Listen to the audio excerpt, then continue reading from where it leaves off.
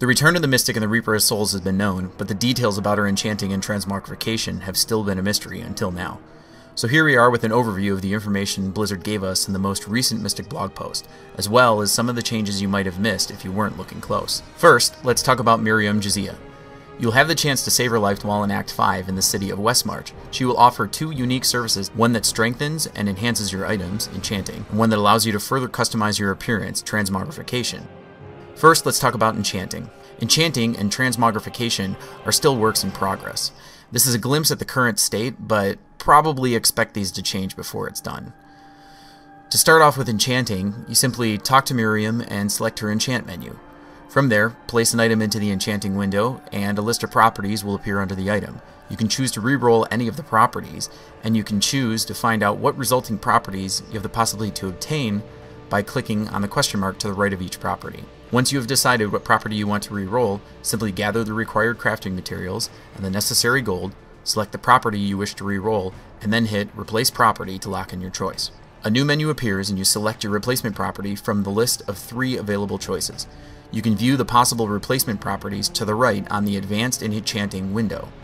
In order to mitigate buyer's remorse, she will also offer the previous property in the list of options when using enchanting, so this means that you only get 2 new properties to choose from. So if you don't like the new property that enchanting offered you, you can always choose to keep the old one. After a single property has been changed by enchanting, all the other properties will become locked in and cannot be re-rolled. Once you enchant an item, it will become bound to your account and can no longer be traded to other players. However, you can repeat enchanting on this item as many times as you wish. As with enchanting, transmogrifying an item will also bind it to your account. To transmogrify, simply talk to Miriam and select her transmogrify menu. From there, place an item into the transmogrification window.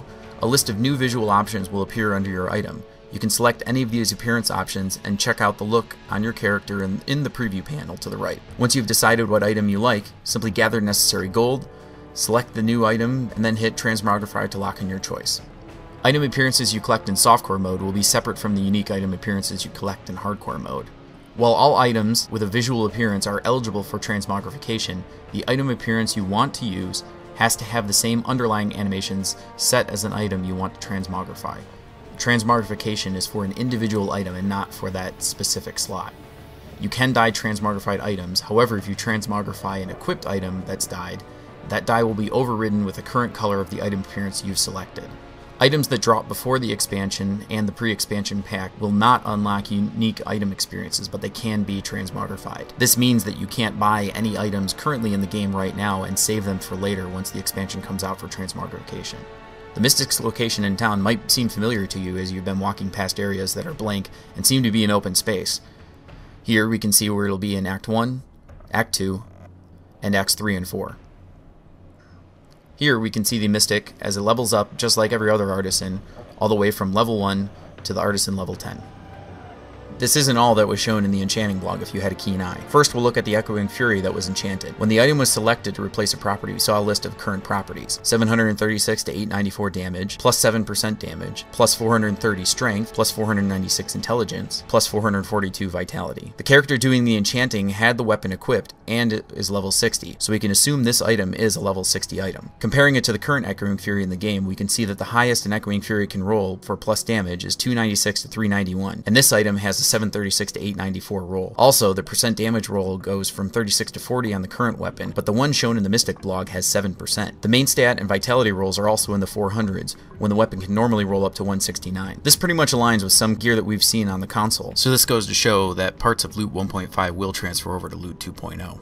But it doesn't stop there. With 2 random properties, we can assume that it rolled another main stat and then a vitality roll. Looking at the other fixed properties, we can only have 5 selections when the item itself has 7 properties. This means that we cannot re-roll the attacks per second nor the chance to fear on hit roll. We can also reverse engineer these stats to find the DPS of the weapon. Since Loot 2.0 items roll based off of the monster level that it dropped, the base item could even be level 63, so we'll compare both the 62 and 63 base items. We'll use the lowest possible base rolls of the items, but a high roll won't differ much more than 15 to 20 DPS. A level 62 Craghammer rolls 160 to 296 damage. When we add the 736 minimum and 894 maximum damage, we get 896 to 1190 damage, for an average damage of 1043. We multiply this by the attacks per second of the weapon, which can range anywhere from 1.41 to 1.45 depending on the attacks per second roll. So we end up with a DPS roll of 1470 to 1512. If this was an item level 63 weapon as the baseline, it would then be 1522 to 1566 DPS. Next, if we look at the crafting materials required to enchant, we also have what looks like shimmering essences from Nightmare difficulty. We can assume that these are just a placeholder and they will be replaced later with the appropriate crafting material. Also, we see a legendary crafting material which looks like a stone, followed by what looks like another rare crafting material with a yellow background. Again, this is just an appearance of what we have here, but we don't know where these come from, and these are definitely new icons. They might be a rehash of current icons, or they could be something completely new. Furthermore, we get to see our first look at the revamped character screen. We can now see the set items gain a green background similar to the online Battle.net profiles, where currently in the game they only have the standard legendary background. We can see which items are also being transmogrified by the icon in the upper right hand corner. We see some familiar items on there that we do now, such as character level, strength, dexterity, intellect, vitality, and the damage number we're used to on the sheet, but is now joined by toughness, which looks to be effective hit points, and healing, which I could assume to be health regen, but who knows if there's anything else that it's calculated into it. There is also the standard character details button and gold. We also see the new Paragon button, which will lead to your Paragon stat allocation menu.